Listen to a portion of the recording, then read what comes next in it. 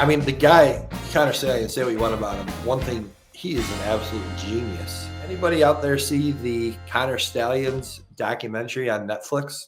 I thought it was really well done, and I feel like it was pretty fair. Obviously, Connor Stalions had a huge part in it, but Ohio State junkie LeBron James was one of the producers of the documentary. So I feel like obviously Michigan fans are the most interested in this, and probably the next most interested fan base is Ohio State, probably Michigan State too. But I feel like if you are a Michigan fan, you can kind of walk away from that documentary feeling pretty good, like, no big deal, no big deal. But also, like you can walk away saying, not really that biased at all. But I also feel like if you're an Ohio State fan, you walk away from that documentary still thinking that Michigan is the worst thing, ever, the worst, the biggest cheaters of all time. And you're probably walking away feeling like everything that you thought about Michigan football or about the situation was true.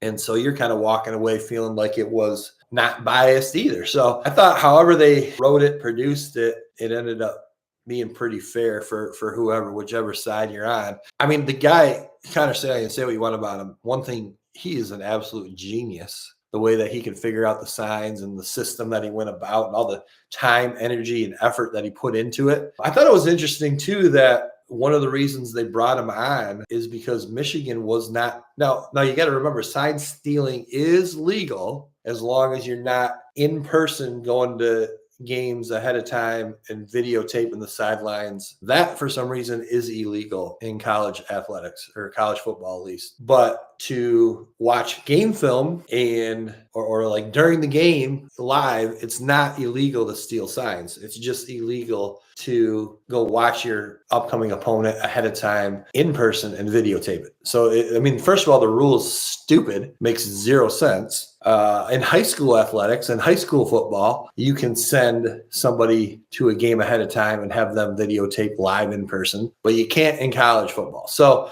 absolutely stupid rule, which at least that can bring people together. I think everyone agrees on that. But if it is a rule and a rule is broken, no matter how stupid it is, then obviously you broke a rule. There's consequences. It does appear, in my opinion, Connor Stalions definitely was sending people to games and having them film the sidelines just to help him in his efforts to steal the signs. Now, he did have a pretty good, in the beginning, you see all the time and effort that he put into the sign stealing, and you wonder, did he really actually need that video footage? And, the way he put it is, he was denying it. And he was saying that, well, yeah, I bought tickets for people to go to football games. And sometimes it sounds like he literally had maybe a little bit of a side hustle where he would buy and sell tickets, flipping tickets, and then sometimes he would give them to friends and family. That's how he put it. And then the way that he explained it is, well, yeah, sometimes they would send me video, and he was like, well, hey, he was nice. The way he put it is, I was friendly. I said thank you, but he was like, I really didn't need that footage because I've already seen, or I already know what the signs are. So I don't know if I totally believe him on that one,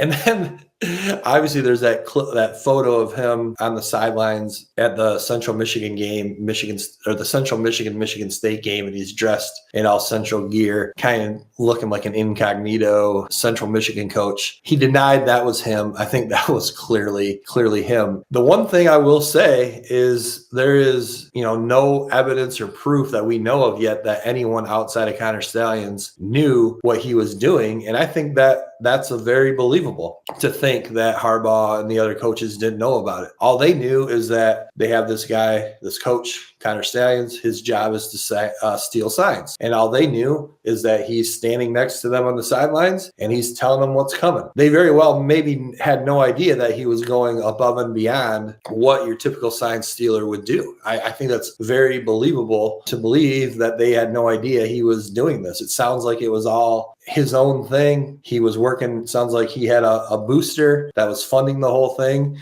Connor Stalions and this booster are just on the side trying to even more so be able to get the signs. And all the coaches knew is that this guy's doing his job. His job is to steal signs, and he was doing it. And they very well could have thought he was doing it the way that every other sign stealer coach in the country was doing it. And honestly, let's be honest, probably every single program in the country is doing what Connor Stalions was organizing, having somebody live in the stands videotape. There's no way that not every major program for sure is doing that. Let's be honest. Michigan just got caught. But I did find it interesting too that in the beginning, they were talking about how Michigan was behind the game when it comes to sign stealing, and they weren't even doing any sign stealing, despite it being legal, despite everybody else doing it. And Michigan was not doing it until they brought on Connor Stalions. I thought that was kind of interesting too. But I'd love to know in the comments, what do you think about the Connor Stalions documentary?